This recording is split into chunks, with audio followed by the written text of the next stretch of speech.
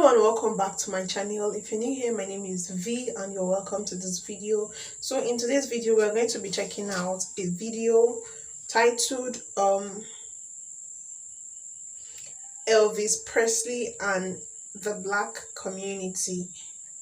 That echo will never die. So without rambling too much, let's get right into this video and see what it says with Elvis Presley and the Black community.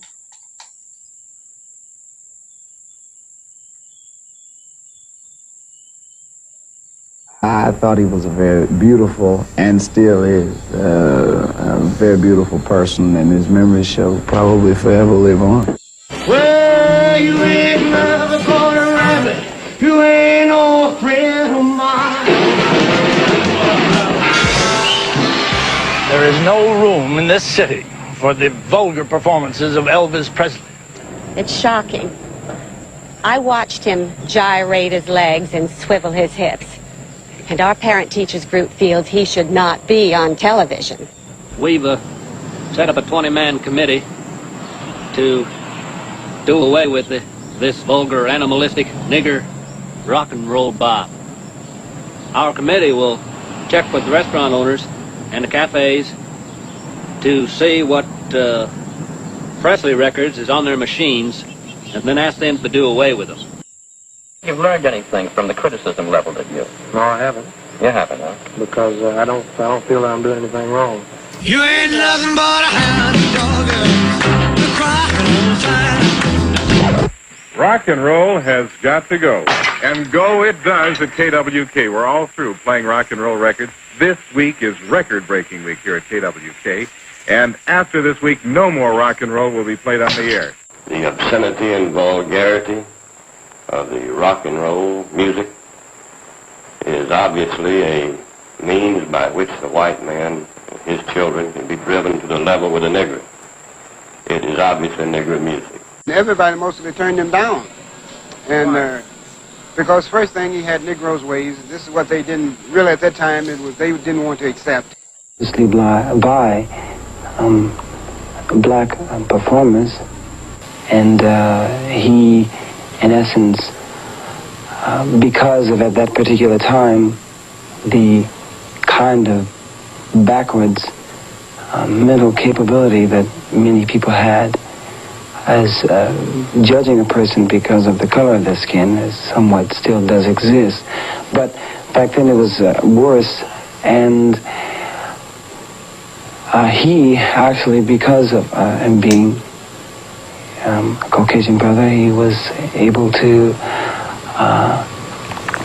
do away with that whole thing. He's 77-year-old Early Wright, a disc jockey at radio station WROX in Clarksdale for 45 years. Hi there. Pleasant good evening, ladies and gentlemen. How do you do? This is your soul man to be with you until I get through. I want you to stand by, don't have no fear. Following Jay's show, should I play one like this one from out of here? Elvis Presley. Elvis's songs still get good play on Wright's program among the blues, gospel, and jazz recordings that are its staples. It was almost 40 years ago when Elvis drove down to Clarksdale from Memphis with a record and asked him to play it. And I had been playing his record, and I had never seen him before, and I was amazed to see him. When he introduced himself to being Elvis Presley, then I went all to pieces over him. Then he and I started talking. I used to be the manager of a gospel group called the Four-Star Quartet. And I could listen to a man sing a hymn. I could listen to a man sometime talk.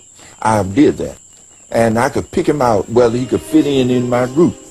And talking to Elvis Presley, I could see a great future in him. It's no accident that Wright recognized Elvis's strong gospel roots. Here at the East Trigg Baptist Church in Memphis, older members of the congregation remember Elvis joining in with the choir while in high school. These were rousing sessions led by the charismatic pastor, the Reverend W. Herbert Brewster. Like most black people in the South, and to whose throat God has pressed down a harp of 1,000 strings, it only needed tuning. Elvis's voice was that type of voice. that agreed with the thought of Calvary. He had that kind of bent and inclination and attitude that suggested that God could use him. I gave the music a different approach, a new beat. I knew that it wasn't going to hurt if I said, "Must Jesus bear the cross alone," whether I've said with one beat, two beat, whether I've said it high or low. And I told them, "Come on in here and put your stuff together." They came in here, and it was a glorious experience, and Elvis was in that group. Elvis came out with a style of his own, and it was very creative. And once he got into it, and you got that feel, Elvis just took off like a late freight. And with Elvis doing this kind of music, gave an injection to black music that no other artist had ever done. It was like an earthquake in my neighborhood. The whole place was shaking when he came on. And I said, how did a person possess that kind of power? That it even comes off the TV and grab me in this ghetto neighborhood. Elvis took my Tutti Frutti, and I was very disgusted. But by him saying it, he really made it bigger and made me bigger. During those days, if it was a white artist doing something, they would just say, they don't like our blacks and we don't like them either. He's nothing but a copycat. But Elvis Presley, when he came on, chicks was screaming and going crazy, and it was like any other neighborhood. And I said, this guy's got something going, man. Elvis had something that made him sound like he truly meant it. And that's what made a lot of people like myself like him. I think Elvis had lots of soul. He appealed to black people. He definitely had to have soul in order to do that. I think there's ever been an artist that when his name went on the marquee, they knew he was coming. People came from all over the world. I never heard of that. Elvis did a lot of stuff that, rappers do these days. He had the bling. You gotta have the bling when you're from Memphis. He had the bling, he had a Cadillac, he had like a gangster in it.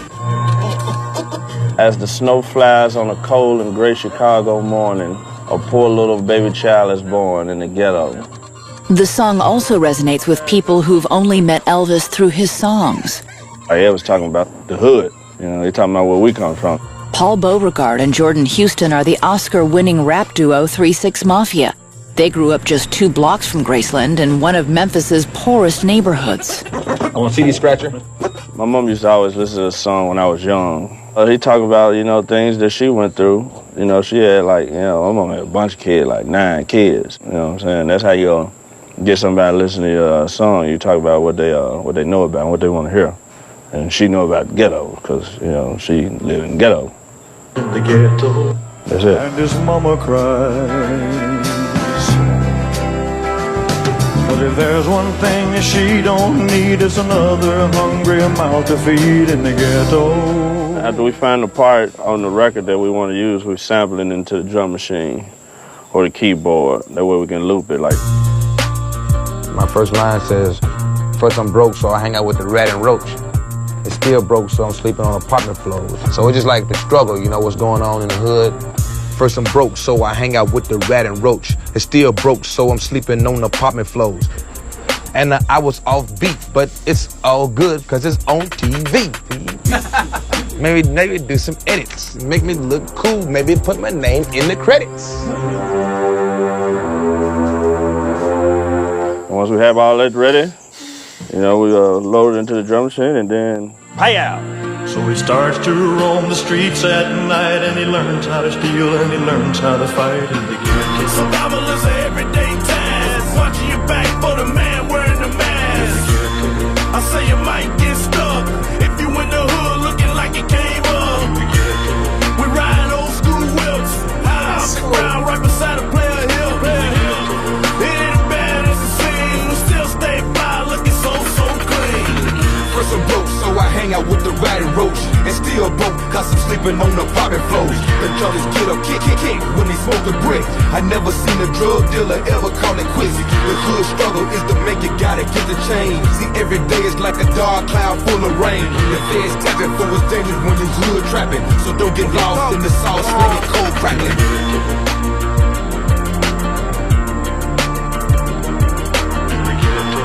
So help your brother along the way. no matter where he starts. But the same God that made you made him too. These men with broken hearts. During the 60s and early 70s, when tensions between blacks and whites were at an all-time high, Elvis demonstrated his desire for racial reconciliation in the musicians that he chose and the treatment they received.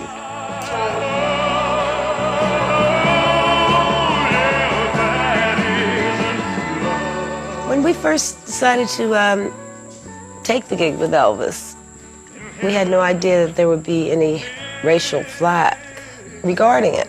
Our first racial encounter was when we went to Texas. Elvis was told by his people that, well, you can leave the black girls home. You don't have to bring them.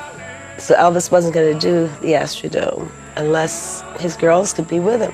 And he demanded that we be given the star treatment. We had to be in our convertible where everybody could see us, and our little blonde could drive us. And that was his statement. You don't like it? Deal with it, or I'm not going to be there. And I thought that was very big of him. When I joined the group in 1972, they took a big chance because there were no blacks in contemporary or Southern gospel music, and I was the first one, and it made all the headlines and everything. It was in Billboard and all the newspapers in Tennessee. And my first time meeting Elvis was, he had a folder full of clippings of things that he had read about me. As a matter of fact, the Imperials brought me to his suite, and he gave me this folder with all the clippings, and he personally welcomed me into the family. And for a guy who, you know, didn't really know where he stood, this was very important that he acknowledged my presence and, you know, made me feel very much a part of what we were all doing. And right away, he treated me like he'd known me for years. He gave me one of those TCB chains and everything, and I was just one of the guys, and I never forgot that. And I've been around him with people, other people of color, and I've only seen him give love. He was very generous to people that he didn't even know. You didn't have to be of any racial persuasion for him to love you. And you know, you know how rumors get started when there's a big star or something. The people will start rumors. Well, he doesn't like this kind of people, or he doesn't like those people or that people. And I never got that from him. But you know, Elvis is a whole nother thing. It's just, I think it's scary to even be compared to people in that, like, you know what I mean? Because he's such a big talent, and in his absence, of course he's bigger than in his presence. And music marks time, so in this time period, what Elvis was to his period would be something totally different. Well, I think rock and roll, I mean, what he brought to Vegas is more than rock and roll. I mean, I think it's just so much going on out here on the entertainment front. Like right now, you'll see the likes of Celine Dion and Tony Braxton. It's a lot going out here. You know what I mean? As far as rock and roll is concerned, it's great. I mean, Elvis Presley was able to do things that haven't been able to be duplicated to this day. Black American music influenced Elvis. The fact that people say, well, he's the king of it all, king of rock and roll, is a slap in the face to those that made the music possible in the first place.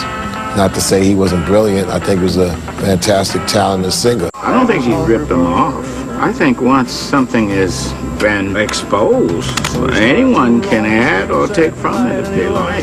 He was just so great, so popular, so hot, so anything that he played, it became a hit. To me, they didn't make a mistake when they called him the king. The only thing I want to know, was he my friend?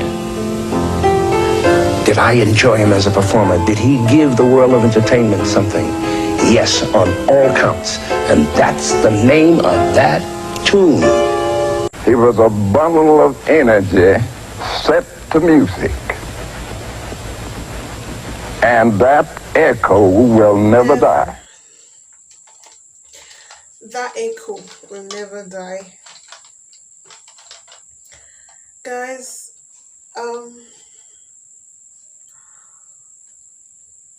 Elvis Presley will forever, like he will forever be in our heart. I wonder why bad things always happen to good people. I don't know. I know. I don't know.